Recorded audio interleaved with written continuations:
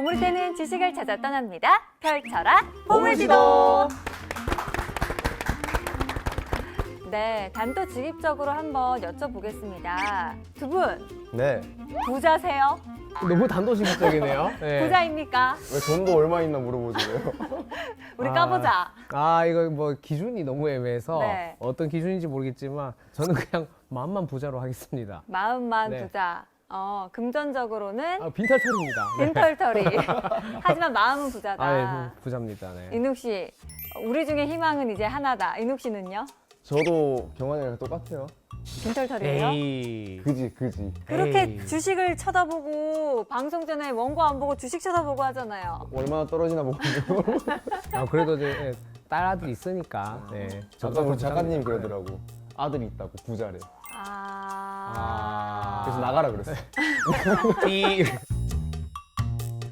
사실 단언컨대 이렇게 이야기할 수 있을 것 같아요. 부자가 아니고 싶다 하는 분이 한 분이라도 계실까요? 네. 뭐 부자까지는 아니더라도 좀 경제적으로 넉넉하게 살고 싶다 모두들 소망하실 텐데요. 그래서 오늘 선장님을 모셨습니다. 부자로 가는 길을 알려주실 오늘의 선장님 모셔볼게요. 어서 오세요, 선장님. 나와주세요. 예, 아유,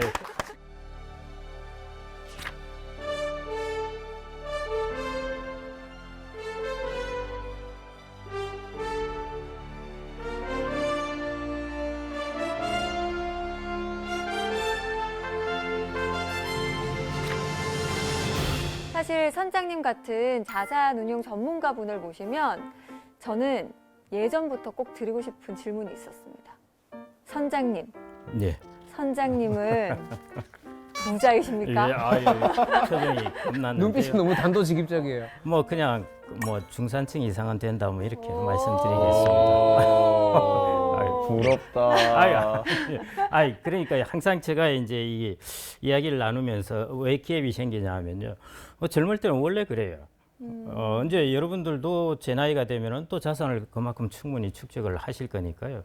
여러분들이 상속을 받든지 증여를 받았다든지 그런 것만 아니라면은 지금 부자가 아닌 게 당연합니다. 너무 조급하게 생각하시지 말고요. 특히 자산 축적에서 가장 중요한 것은 좀 마라톤처럼 생각하셔야 됩니다. 그래서 한 20년, 30년을 통해서 내가 자산을 얼마 정도 모으겠다 이렇게 생각을 하시고요. 지금 막 옆에 사람들하고 비교하면서 나는 왜 이럴까 그러실 필요는 없습니다. 편하게 생각하시고 마라톤을 뛴다 이렇게 생각하시면 되겠습니다. 알겠습니다. 그런데 이게 자산 운용하는 데 있어서 올바른 길로 마라톤을 하지 않으면 지금 저희의 잔고와 60대의 우리의 잔고가 똑같을 수도 있잖아요. 네. 지금 어디로 뛴지 모르겠어요. 지금. 그러니까요. 그래서 오늘 선장님께 한번 배우고 싶습니다. 예, 그 정말 좋은 질문을 해주셨는데요. 예, 맞습니다. 아마 제일 중요한 것은 우리가 아무리 노력을 하더라도 방향이 틀리면은 뭐 노력이 오히려 마이너스가 되어버리니까요. 그래서 아마 이게 이제 스티어링 키가 있지만은요, 이걸 올바른 방향으로 가는 것이 어떤 길인가 하는 것을 제가 지금까지 이제 제가 투자회사에 있은 지가 한 30년이 넘었는데요. 그 경험을 가지고 한번 좀 말씀드려 보겠습니다. 과연 자산 축적의 올바른 길은 어디에 있을까 하는 것을 좀 말씀드려 볼까 합니다. 아, 좋습니다. 어느 때보다 좀 기대가 되는. 네, 이때까지 역대급 네. 선장님 중에 가장 길을 쫑긋 세우게 될 것 같습니다. 예. 특히 아유, 인욱 감사합니다. 씨가 아마 오늘은 더 눈을 초롱초롱하게 뜨고 듣지 않을까 생각이 듭니다. 오늘 자산 축적의 올바른 길을 알려주신대요, 인욱 씨. 제 돈 좀 불려주세요. 네, 이렇게 단도직입적일 수가 없다. 네. 예, 불려드리는 방법을 말씀드리겠습니다. 좋습니다. 집중.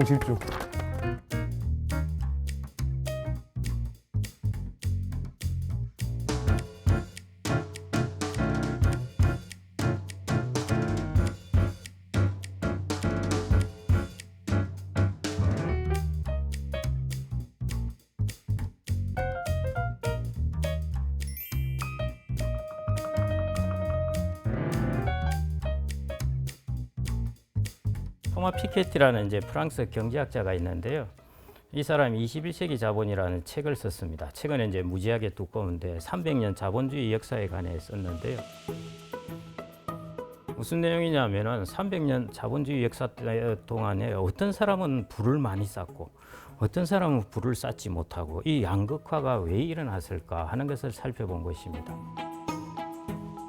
근데 이걸 여러분들이 거꾸로 보면은 어떤 이야기가 되느냐 하면은 어떤 사람은 부를 많이 쌓았을까 이 부분만 초점을 맞추어 보시면은 부자가 된 사람들은 어떤 이유로 되었는가 하는 걸 볼 수가 있습니다. 그래서 그 책을 제가 이제 어떤 사람이 부를 쌓았을까 하는 쪽 측면을 살펴보니까 세 가지 이유가 나타났습니다. 그래서 이 토마 피케티가 이 책에서 이야기하는 첫 번째는 무엇보다도 자본을 가져야 됩니다. 자본이라는 것은 주식이나 부동산과 같은 것을 자본이라고 말하는데요. 예금이나 채권 같은 것은 이제 자본이라 이야기하지는 않습니다. 300년 역사 동안에 보니까 하여튼 이 자본의 수익률이 가장 높았더라는 것입니다. 그래서 자본을 가진 사람이 이제 돈을 가장 많이 벌었다. 그 사람들이 이제 부의 상층에 있었다는 것이고요. 그다음에 이제 두 번째 이유가 자본이 파괴되지 말아야 됩니다. 자본을 가진 사람들이 자본의 수익률이 뚝 떨어진 때가 있었는데 그때가 언제였느냐 하면은 바로 세계대전이 일어났을 때입니다. 그러니까 유럽에 있는데 보면 영국도 그렇고 독일도 그렇고 프랑스도 그렇고 막 공장하고 다 파괴되어 버렸잖아요. 그러니까 소위 말해 공장주, 사장, 자본을 가진 사람들의 자본이 다 없어져 버렸죠. 그런데 미국에 있던 자본은 전쟁의 피해를 안 받았으니까 유럽보다 더 많은 이제 성장을 하게 되어서 유럽을 앞질러 버리게 됩니다. 그래서 이제 두 번째가 여러분들이 자본을 가지고 있더라도 안전한 곳에 자본을 갖고 있어야 된다. 자본이 파괴되지 않을 곳에. 그다음에 세 번째가 이제 저도 해당이 안 되는데요. 상속을 받았어. 네, 상속을 받는 사람들이 부의 이제 상층에 있습니다. 3번 제외. 저희는 누가 봐도 상속받은 애들. 그럼 여기 안 앉아 여기 계실 없겠지. 거예요. 상속받을 맞아요, 거예요. 맞아요. 저도 여기 앉아 우리 있을 거고요. 네, 노동해야 됩니다, 저희. 예. 그래서 이러나 저러나 보면은 자본입니다. 주식이나 부동산이라는 것인데요. 왜 예금이 아니고 자본인가 하는 것을 이제 좀 그 부분을 하나 살펴보겠는데요. 이게 쉬워 보이지만은 꽤 중요한 부분입니다. 제가 아주 간단한 질문이지만은 대부분 답을 잘 못하시는 질문을 하나 해보겠습니다. 여러분들 예금은 뭘 예금이라 그럴까요? 일정 기간 예치해놓고 예. 그 기간이 지나면 조금 뿌른 이자 붙여가지고 예, 다시 돌려받는 이자를 거죠. 받고. 원금을 보존할 수 있다. 그렇죠. 원금을 보존할 수 있다. 원금을 보존할 수 있다는 것이 좋은 말일까요? 안 좋은 말일까요? 좋은 말 아닌가요? 좋은 말이죠. 네. 자, 우리가 1년 뒤에 내일 무슨 일이 일어나든지 원금을 보존할 수 있다. 아주 좋은 조건입니다. 그런데 100년 뒤에도 내가 그 원금을 받는다면 어떨까요? 그때까지 살 수 있으면 그렇죠. 그럼 50년 뒤에. 예. 예를 들어 지금 내가 1,000만 원을 넣어놨는데 예금은 내가 이자를 3%씩 받고 100년 뒤에 찾으면은 아 1,000만 원을 찾습니다. 돈의 가치가 떨어지니까. 그렇죠. 네. 그래서 예금이라는 것의 본질을 이 원금이 보존이라 그러는데 보존은 우리가 아주 좋은 의미로 이제 들려지는데요. 원금의 가격이 변하지 않는 것입니다. 원금의 가격이 변하지 않는 것은 단기적으로 좋아요.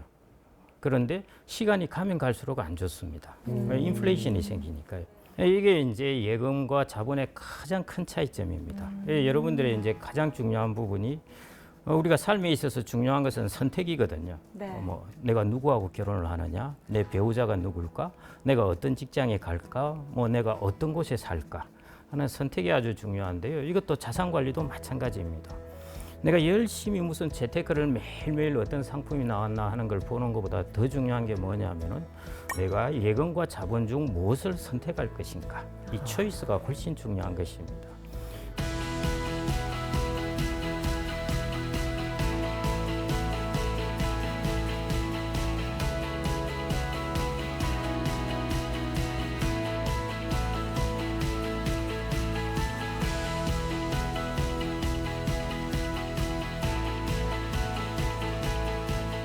여러분들이 1억 원의 돈을 갖고 있다고 가정하고요. 이제 3% 이자를 주는 10년짜리 예금에 가입을 했습니다.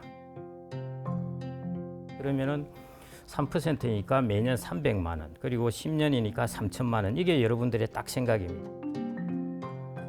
아, 내가 이 예금에 가입하면은 3천만 원을 10년 동안에 벌겠구나, 내 수입이. 그게 이제 생각이시죠.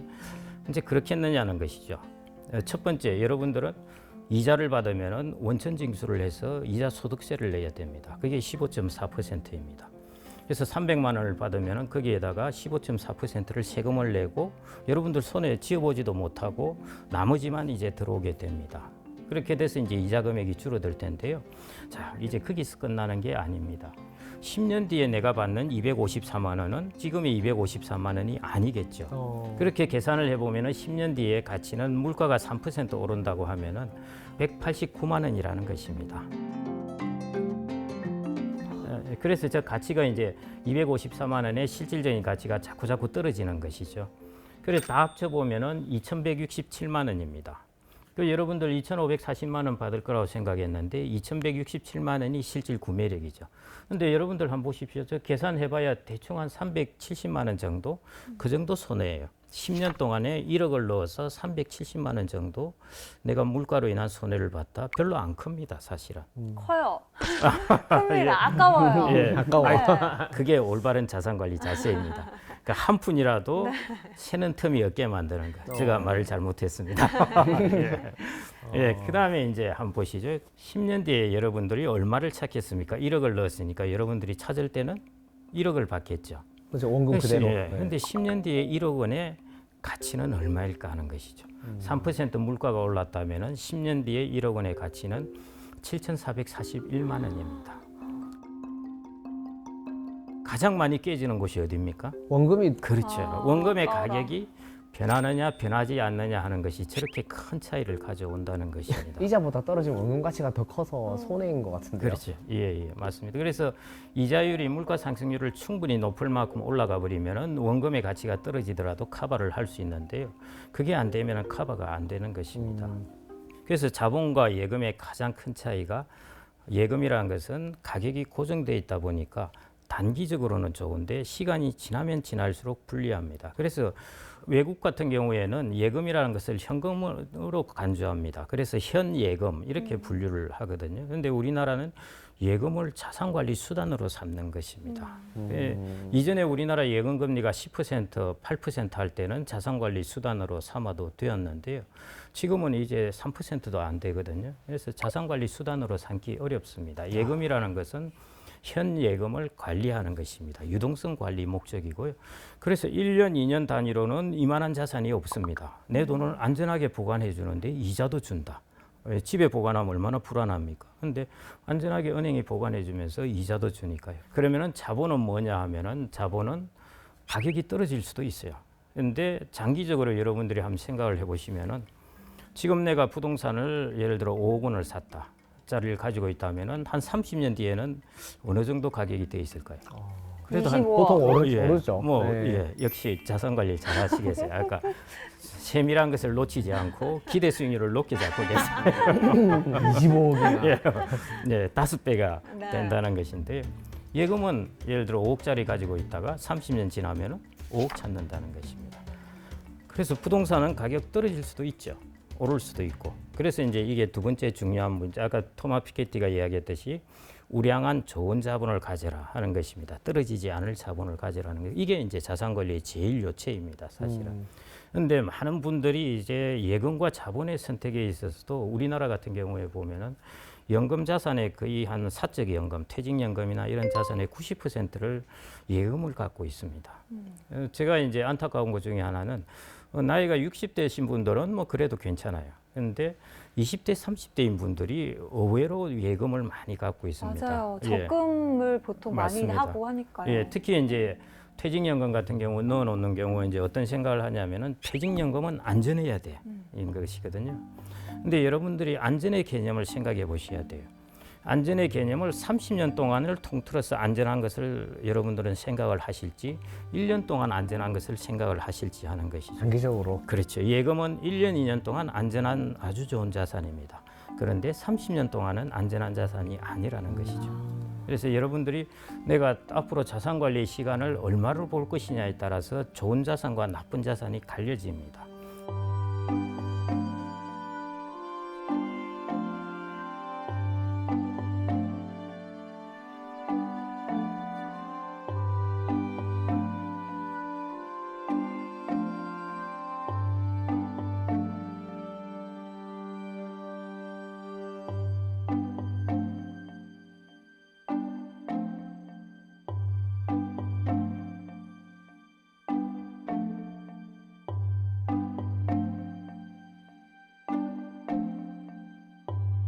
또 하나 중요한 차이점이 뭐냐 하면요. 여러분들이 자본을 갖는다고 생각하면 이렇게 한번 생각을 해보십시오. 내가 10억 원의 예금을 갖고 있고 10억 원의 부동산을 갖고 있습니다. 그런데 5% 이자와 배당 수익률을 주는 것입니다. 그러면은 5천만 원, 5천만 원 각각 받게 되겠죠. 자, 이제 30년이 지나가지고요. 역시 예금 이자율이 5%입니다. 그러면은 30년 지나서 예금에서 받는 이자는 얼마겠습니까? 똑같이 5천만 원. 똑같이. 네. 그런데 부동산도 배당 수익률이 임대 수익률이 30년 지나면 똑같이 5%예요. 그런데 부동산 가격이 10억에서 20억으로 올랐습니다. 그러면은 임대 수익은 얼마겠습니까? 배로 그렇죠. 늘어나죠. 되겠네요. 자산 관리 앞으로 진짜 잘하실 것 같아요. 지금까지 왜 그렇지? 네. 그래서 20억 곱하기 5% 하면은 1억 원이 되는 것이죠. 자본의 특징은 뭐냐면은 여러분들이 배당을 받는다 하더라도 예금은 이자율이 변하지 않으면은 10년, 100년 지나도 여러분들의 배당 이자 금액은 똑같은데 자본을 가지면은 자본의 가치가 올라가면은 여러분들의 배당 금액이 그만큼 올라간다는 것입니다. 그게 주식의 배당이나 부동산의 임대 수익의 가장 큰 특징인 것입니다. 그래서 여러분들 부동산 임대 수익률 사실은 뭐 5년, 10년 전에도 4% 이랬어요. 그런데 지금도 4%. 그런데 부동산 가격이 2배가 되면서 여러분들이 받는 임대 수익금은 2배가 되는 것입니다. 그래서 여러분들이 이렇게 보시면은 장기적으로 내가 자산을 플래닝 한다면은 배당을 주는 것이든 안 그러면은 뭐 임대료를 주는 것이든 무엇이든 간에 내가 고정된 어떤 가치를 갖는 것보다 가치가 장기적으로 증가할 수 있는 이런 자산을 갖는 것, 이게 제일 여러분들에게 이제 필요하다는 것입니다. 수익률은 이제 변하지 않더라도 기존의 가치가 올라가니까 정확합니다. 그걸 부동산이 조금 더 가치가 있다고 말씀하시는 거네요. 주식도 비슷한 논리죠. 주식도. 그래서 우리가 그랬잖아요. 사실은 배당이나 이런 임대 수익은 가지입니다. 몸통이 탄탄해지면 가지도 탄탄해지는 것이죠. 이 예금이라는 것은 몸통이 변하지 않은 것이니까 가지도 그대로인 것이고요. 자본이라는 것은 이제 몸통이 커지니까 우리가 열리는 열매의 과실도 많아지는 것입니다. 그런데 이제 자본의 가장 중요한 부분이 아까 말씀드렸듯이 몸통이 이렇게 커지는 나무를 택한 것이 아니라 몸통이 시들어가는 것을 택하면은 하락세를 안 되는 타고, 것이죠. 그게 이제 자산 관리입니다. 투자이고요. 오늘 예금을 다 빼겠습니다. 자산 관리를 배우시고 빼셔야 돼요. 모르고 하면 안 됩니다. 예, 예.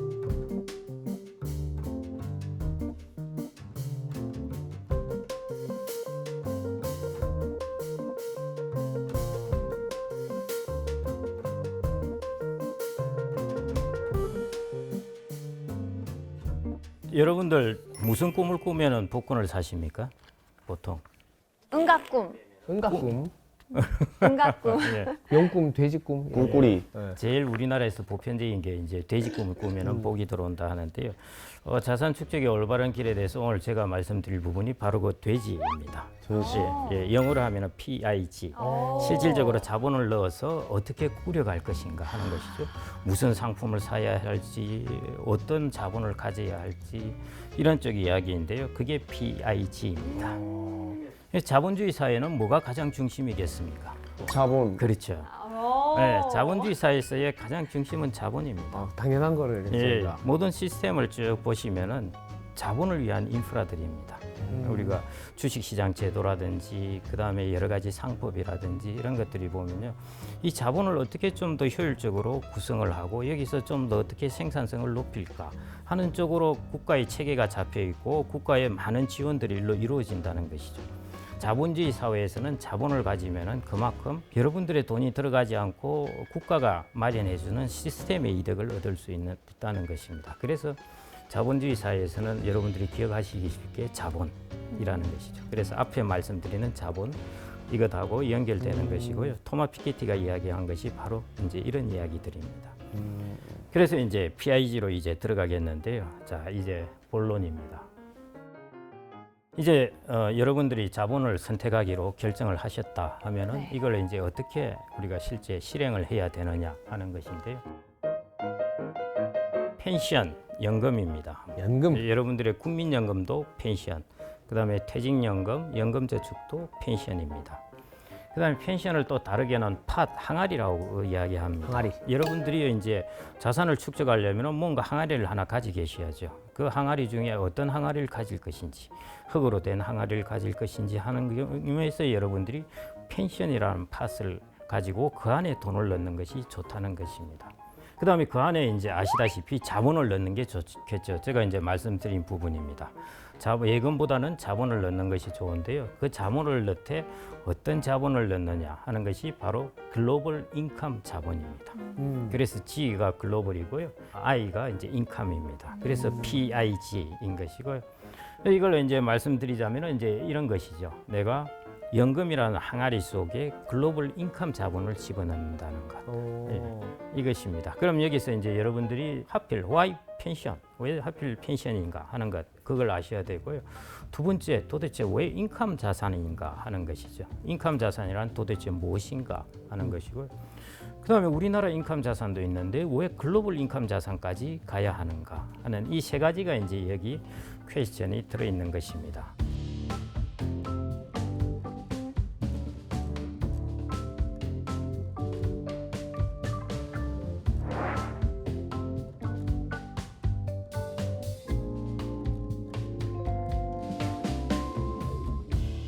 자, 여러분들이 이제 자산을 운용할 때 아까 물가라는 것이 이제 영향이 있었고요. 그래서 물가라는 것을 우리가 커버하기 위해서 자본이라는 것을 가졌습니다.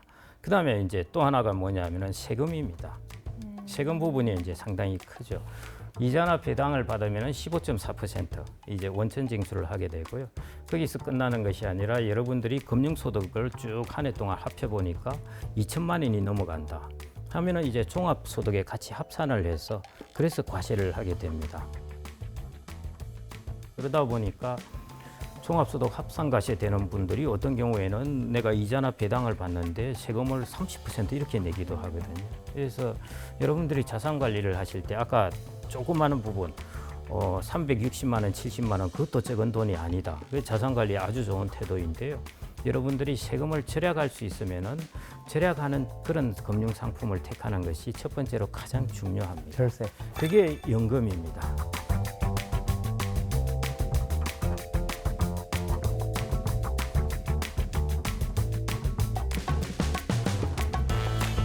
왜 연금은 세금을 저렇게 절약해 주겠습니까? 세금을 저렇게 깎아 주겠습니까? 국가가 필요하니까 하는 거 아닐까? 돈 많이 거들라고. 세금을 덜 받으니까 지금 당장은 오히려 손해예요. 국가 입장에서는. 국가 입장에서는 국민들이 스스로 노후 준비를 잘 해놓아야 이 국민들이 70, 80이 되었을 때 국가가 보조를 안 해줘도 되는 것입니다. 장기적으로 봤을 때. 그렇죠. 장기적으로 봐서 국가는 이것은 투자인 것입니다. 그래서 안 그러면 사람들이 연금이라는 것을 준비를 안 하는데 세금 면에서 저렇게 혜택을 주네 하면은 사람들이 연금을 든다는 것이죠. 그렇게 들면은 이제 딱 가둬 놓습니다. 그래서 55세 전에 찾으면은 페널티도 주고 맞아요. 그렇게 하는데요. 그럼 이제 당근과 채찍인 것이죠. 그 두 개를 주고 이제 펜션을 만들어 놓았습니다. 국가 입장에서는 이제 여러분들이 스스로 노후 준비를 잘 해서 70, 80대 가서도 국가가 복지 지출을 덜 할 수 있으면은 저게 훌륭한 투자인 것이죠. 그래서 국가가 저런 혜택을 주는 것입니다. 다양한 혜택이 있어요. 예를 들어 여러분들이 국민연금을 납입하게 되면은 국민연금 납입한 금액은 여러분들 소득에서 빼줍니다. 네, 세금을 안 내요. 그게 소득공제입니다. 퇴직연금도 본질적으로는 비슷한 그런 기능을 갖고 있습니다. 그 다음에 세액공제라고요. 여러분들이 IRP나 연금저축 잘 아시나요? 잘 모릅니다. 잘 모르겠습니다. 듣긴 들어봤어요. 네. 네, 그거 하셔야 돼요. 예.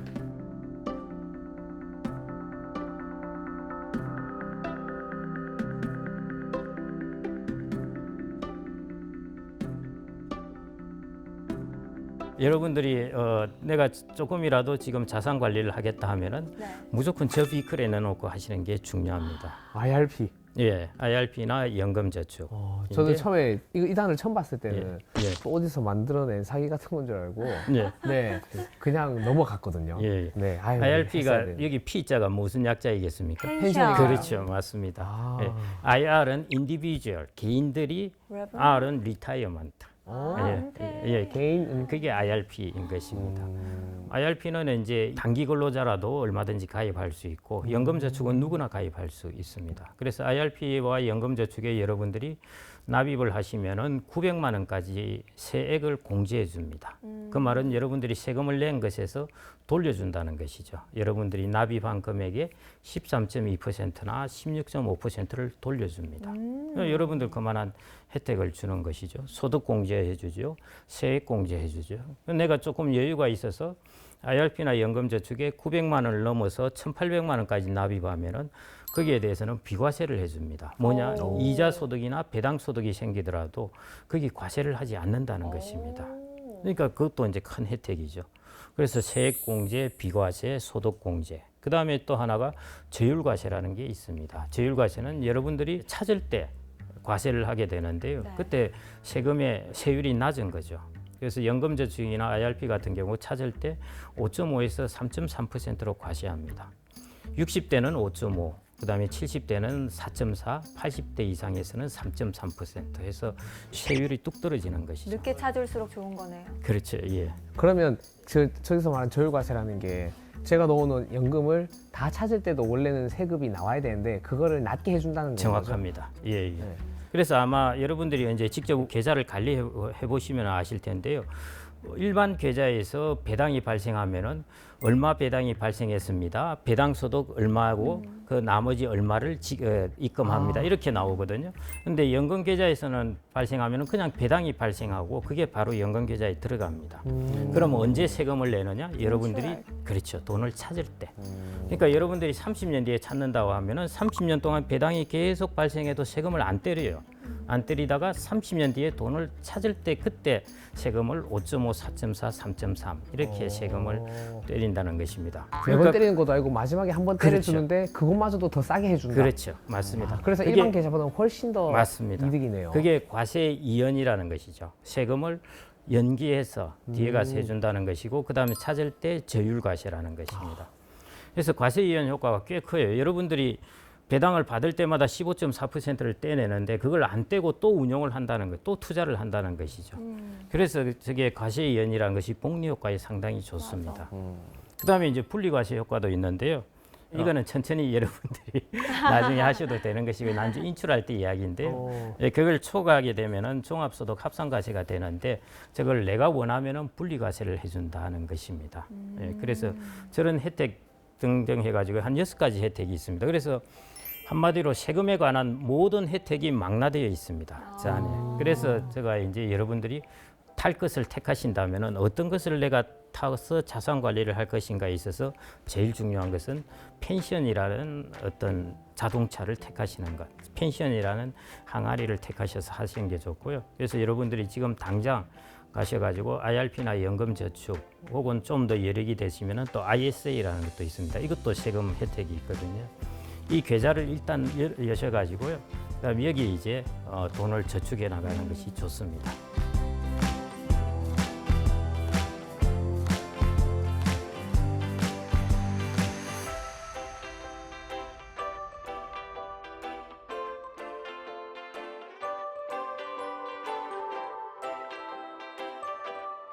두 번째 거기 무엇을 담을 것인가 하는 것인데요. 금은 자본은 아니지만은 제가 하나 질문을 해보면요. 금하고 부동산하고는 뭐가 차이가 날까요? 일단 크기, 금은 크기? 유동성. 부동산은 들고 옮길 수가 없잖아요. 예. 그렇다. 금은 휴대할 수 있는데. 예. 요즘은 뭐 금 실물로 이렇게 잘 사지 않고 보관해 놓고 이제 있으니까요. 뭐 원하면은 인출할 수 있습니다. 부동산은 가지고 네. 있으면 임대 수익 같은 걸 낼 수 있는데 예. 금은 가지고 있다 한들 내가 팔아야 돈이 돼요. 예. 정확합니다. 예. 그래서 앞으로 자산 관리를 잘 하실 것 같은데요. 주거까지는 왜 이렇지? 네. 아직 너무 그렇게 서두르시지 않아도 됩니다. 지금 그 정도 생각을 갖고 계신 것만으로도 앞으로 충분히 많은 세월 동안 하시면 되고요. 금은 갖고 있더라도 나한테 1년, 2년 매년 들어오는 게 없습니다. 그런데 부동산 같은 경우 임대 수익을 주잖아요. 그래서 임대 수익이 따박따박 들어오는 것입니다. 이게 이제 가장 큰 차이점입니다. 이렇게 임대 수익이 따박따박 들어오는 것을 우리가 인컴 자산이라고 그럽니다. 그러면은 왜 인컴 자산을 가져야 하는가 하는 것이죠. 자, 여러분들이 이제 인컴이 하나도 없는 자산을 갖고 있다고 생각하겠습니다. 여러분들이 이제 뭐 금이라고 하겠습니다. 금을 갖고 있다면은 여러분들이 여기서 뭔가 소득을 얻으려면은 어떻게 해야 되겠습니까? 금을 팔아야 됩니다. 예, 그 다음에 여러분들이 추가적인 소득을 얻으려면은 금의 가격이 올라야 됩니다. 이 두 가지가 충족돼야 되거든요. 근데 내가 돈은 모자라는데 금 가격이 폭락을 했다. 그러더라도 여러분들은 팔아야 돼요. 가격이 싸더라도. 그게 이제 인컴이 없는 자산의 단점입니다. 금 가격이 지금은 이제 한 2007년, 8년부터 해서 계속 오르고 최근에 이제 다른 이런저런 이유 때문에 오르기도 했는데요. 1979년부터 거의 한 30년 동안에 금 가격은 마이너스 70%였습니다. 그러니까 이런 때도 있다는 것이죠. 그런데 예를 들어 부동산 가격이 20년 동안 안 올랐다. 근데 부동산의 임대료가 4%다 하면은 여러분들은 20년 동안에 4% 곱하기 20만큼 돈을 받는 것입니다. 80%를 돈을 받는 것이에요. 근데 금 가격이 20년 동안 안 올랐다. 여러분들에게 들어오는 것은 하나도 없습니다. 없죠. 그래서 이게 인컴 자산의 중요성이에요. 개인들은 이런 인컴 자산을 갖고 있어야 좀 더 안정적입니다. 가격이 오르지 않더라도 나한테 돈이 들어온다는 것이죠. 또 하나는 내가 이 자산을 팔지 않더라도 돈이 들어온다는 것입니다. 지금 주식이나 부동산 가격이 떨어졌네. 근데 내가 현금이 유동성이 좀 필요하네. 그럴 경우 배당이나 임대소득이 들어오면은 그걸 가지고 어느 정도 충당을 할 수 있는데요. 금이나 이런 자산 같은 경우 떨어졌네. 내가 돈이 필요하네. 떨어져도 팔아야 되는 것입니다. 그래서 자산 가격이 이렇게 움직일 때 계속 보유하기가 힘들어요. 가격을 샀다 팔았다 이렇게 많이 해야 되는 것이고요. 그래서 장기 투자가 어렵습니다. 우리가 투자에서 성공을 하려면 오래오래 투자를 해야 되는데요. 배당이 꾸준하게 들어오면은 가격이 떨어지더라도 사람들이 어떤 이야기를 하냐면은 그냥 배당받고 있지 이런 이야기를 합니다. 그래서 여러분들이 인컴에 배당과 같은 인컴이 나오는 자산을 갖고 있으면은 여러분들이 유동성이라든지 수익도 가격에 관계없이 들어오게 되고요. 그러다 보니까 장기 투자를 하게 되고 장기 투자를 하게 되면은 투자에 성공할 가능성이 높아집니다. 그래서 인컴 자산을 가지시라는 것이고요.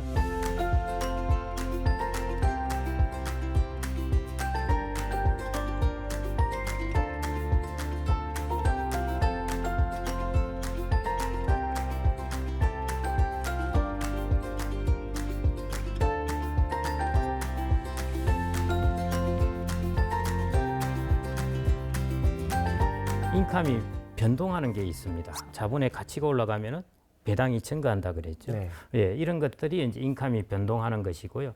이런 것들을 자본자산이라 그럽니다. 자산 중에서 자본자산. 그래서 이런 것들이 주식이나 부동산 같은 경우에. 그다음 또 하나 인컴 자산이 이제 예금이나 채권. 그래서 인컴 자산은 예금, 채권, 주식, 부동산. 이게 대표적이라고 보시면 됩니다. 그런데 나이가 젊으신 분들은 주식, 부동산의 인컴 자산을 대부분 하셔야 되고요. 나이가 많을수록 예금이나 채권 부분을 이제 많이 가져가시면 됩니다. 근데 그렇게. 그걸 반대로 하시는 분도 되게 많아요. 그럼 안 좋습니다. 예.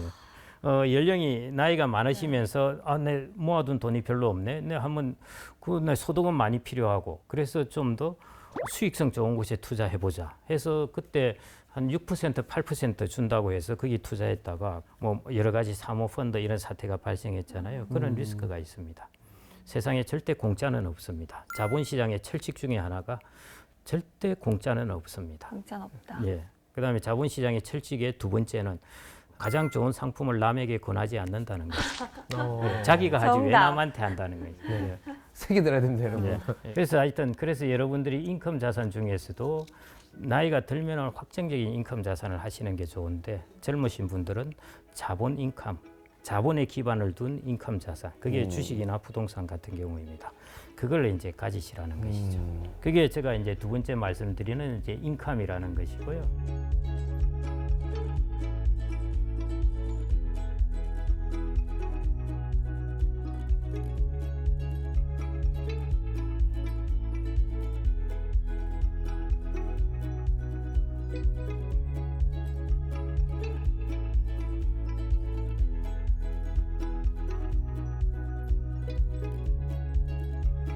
그다음에 이제 세 번째 이제 제가 글로벌에 해당되는 것인데요.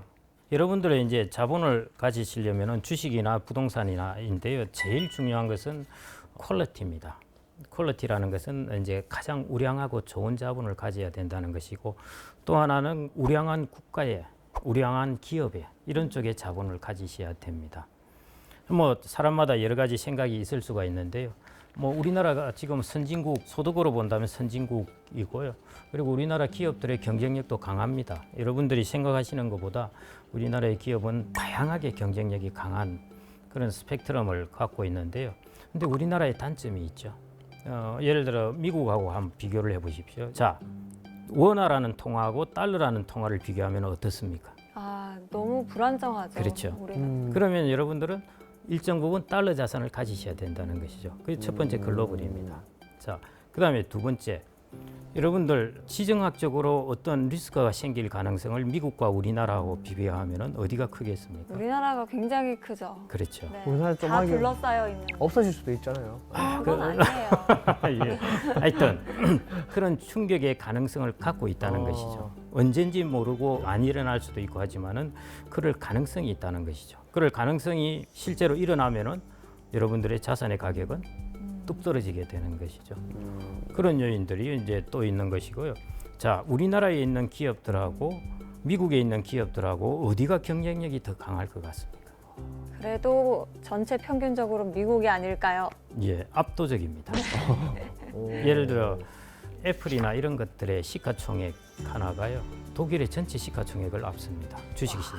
회사 하나가 예. 국가를 예, 넘어선다. 그 우리나라 시가총액의 한 1.8배는 되는 거고요. 그 한 회사의 시가총액이 4천조 이렇습니다. 그런 기업들이 아시다시피 뭐 애플, 엔비디아, 마이크로소프트 뭐 쫙 펼쳐져 있는 것이고요. 또 하나씩 튀어오르는 것입니다. 자, 그런 쪽에서 이제 S&P 500이라는 것은 뭐냐 하면은 미국의 기업들 중에 시가총액 순으로 해서 500개 기업을 모아둔 것입니다. 그래서 500개 기업이면은, 야, 500개면은 별의별 놈이 다 들어오겠네 하는데요. 미국의 기업의 크기에서는 500개 기업이면은 대형주입니다. 그래서 S&P 500은 미국의 기업들 중에 대형주에 해당되는 것들을 500개 모아둔 것입니다. 그러면 근데 선장님의 말씀을 쭉 들어보니까 코스피 하지 말고 S&P 500 해라. 예. 어. 여러분들 자산 중에 뭐 한 절반 이상은 네. 예, 그렇게 하시는 게 좋을 것 같고요. 앞으로 우리나라가 이제 장기 저성장기에 접어든다고 그러지 않습니까? 그러면 이제 이 안에 속해 있는 사람들은 그 운명을 어느 정도 같이 할 수밖에 없습니다. 그러면은 여러분들이 모으는 자산은 그것하고 운명을 분리하셔야 돼요.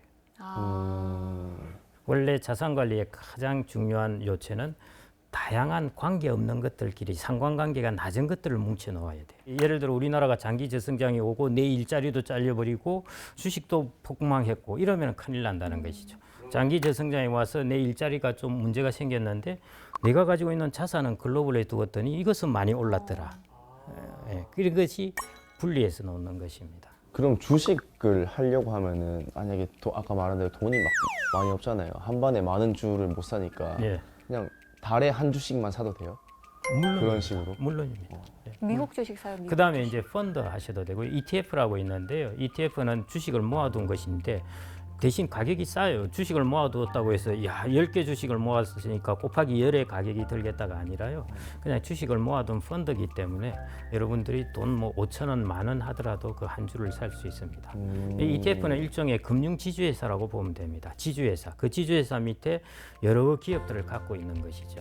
그래서 미국의 예를 들어 S&P 배당 귀족 ETF라는 게 있습니다. 여기는 뭐냐 하면은 한 25개 미국의 기업들 중에서 지금까지 25년 동안에 배당금을 계속 정액시킨 기업들만 뽑아서 놓아뒀습니다. 그래서 여러분들은 이 ETF를 하나 사시면은 이 기업들을 동시에 그냥 사시는 셈이죠. 일종의 회사를 사시는 거예요. 지주회사나 마찬가지입니다. 따로 살 것 같으면 배당금 주는 주식을 선호하시는 편이에요? 예, 이제 공부를 많이 하는 사람들은 자기가 이제 그런 중에 나 허접한 주식은 안 살래. 그러면서 자기가 열심히 해서 가장 좋은 것들만 자기가 골라서 이제 배당 주식을 투자하는 사람도 있는데요. 그냥 ETF가 제일 괜찮습니다. 예, 아무리 고민하더라도 이거 따라가기가 쉽지 않습니다.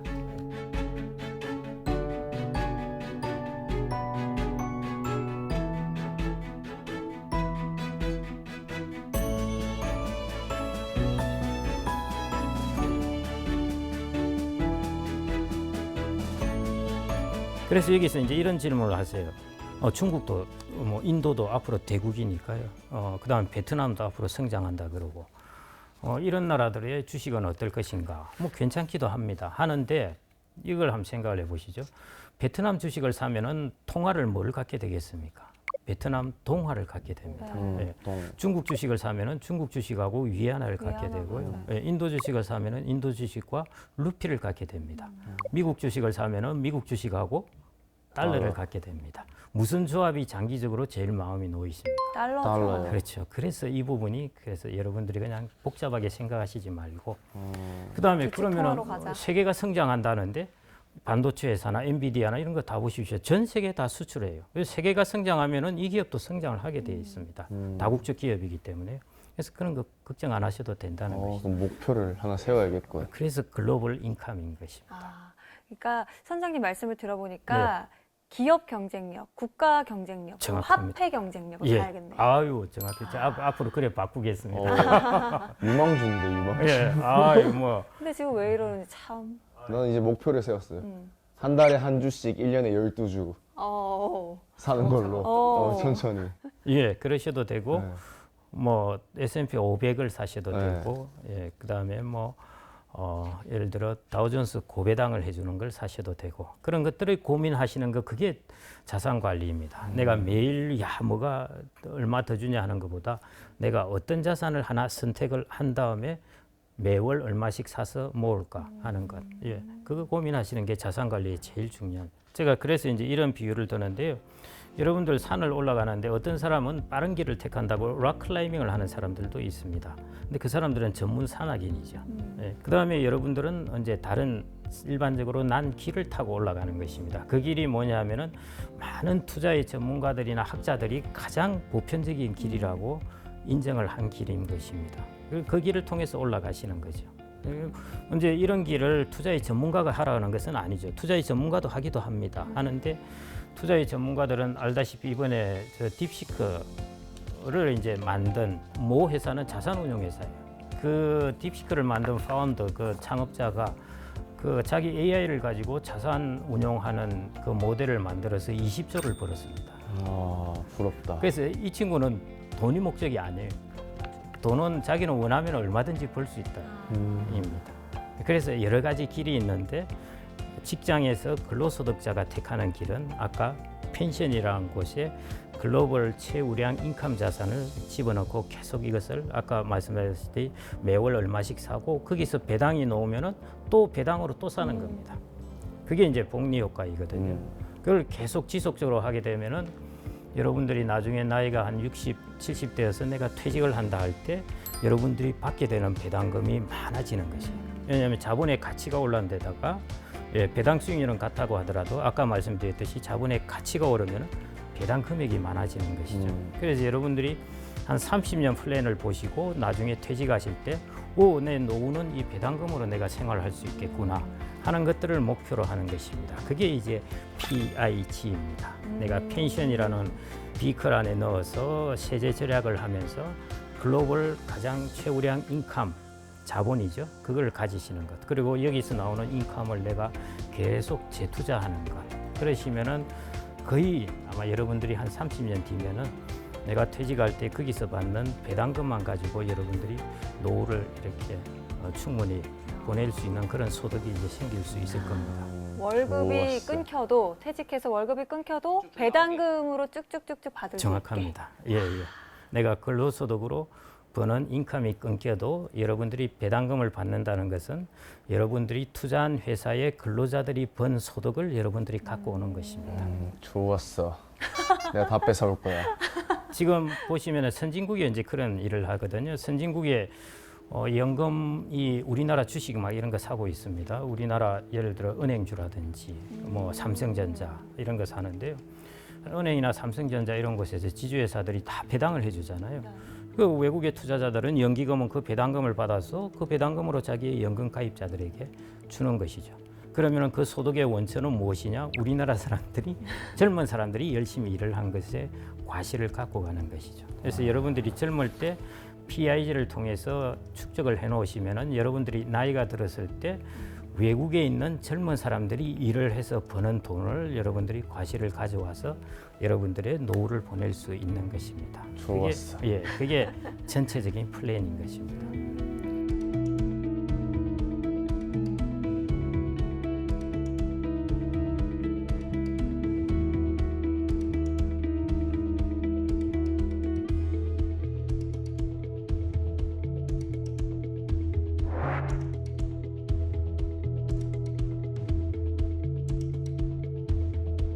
알겠습니다.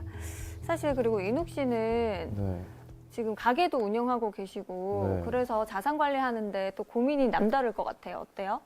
프리랜서잖아요. 그쵸. 개념 자체가. 그래서 저 같은 사람은 이제 돈 모으려면 어떻게 해야 네. 될지. 사실은 언제 가게를 운영하고 있으면 그거 자체가 자본 투자입니다.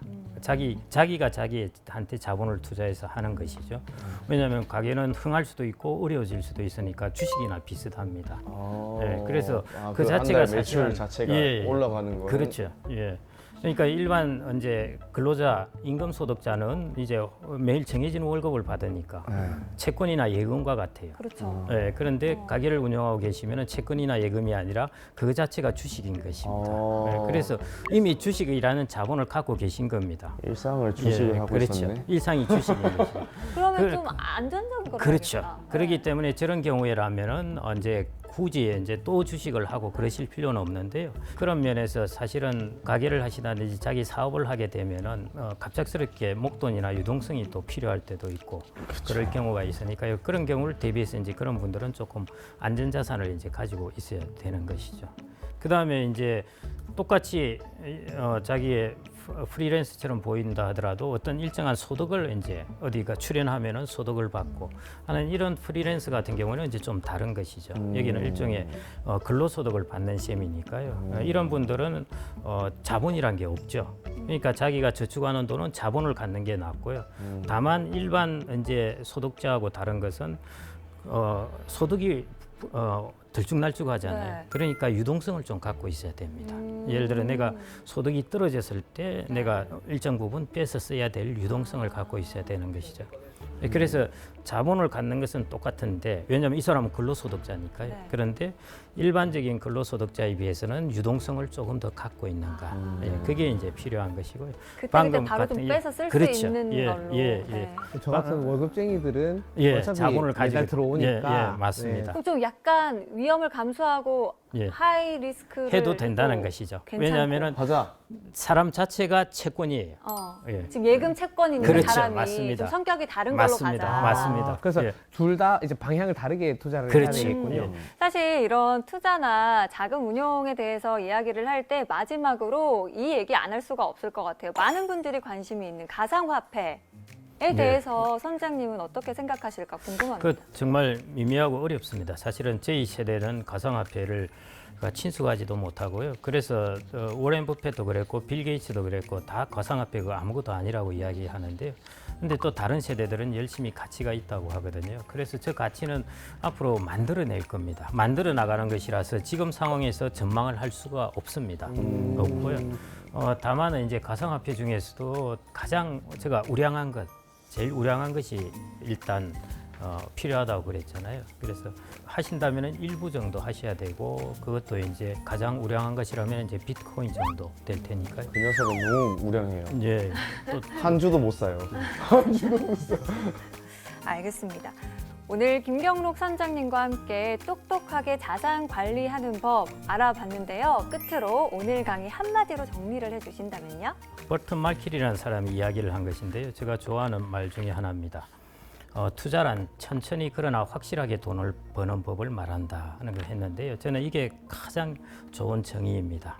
예, 이것을 가능하게 하는 것이 제가 오늘 말씀드리는 PIG, 돼지이니까요. 돼지. 예, 그래서 여러분들 돼지 꿈을 꼭 이렇게 복권을 통해서 한다고 생각하시지 말고요. 이 PIG를 하시면은 그게 여러분들 노후의 대지꿈이 될 수 있을 겁니다.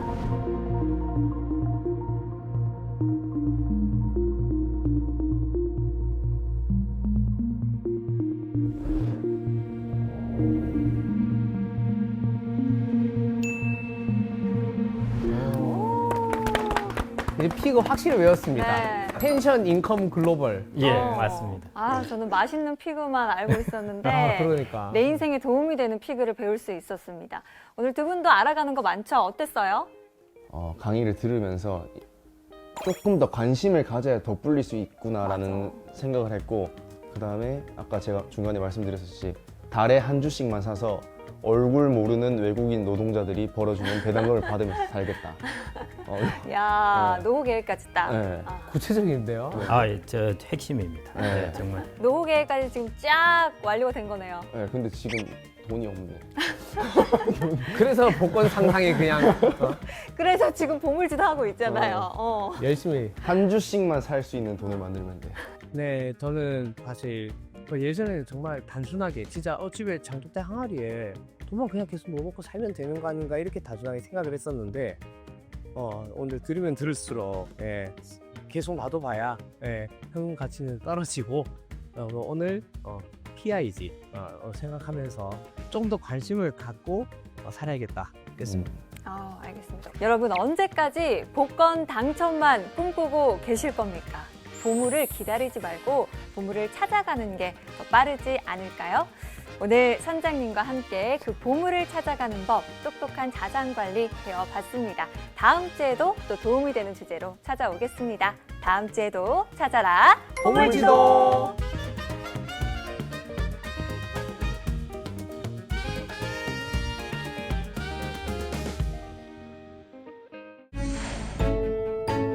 여러분들은 젊을 때 일을 왜 하시나요?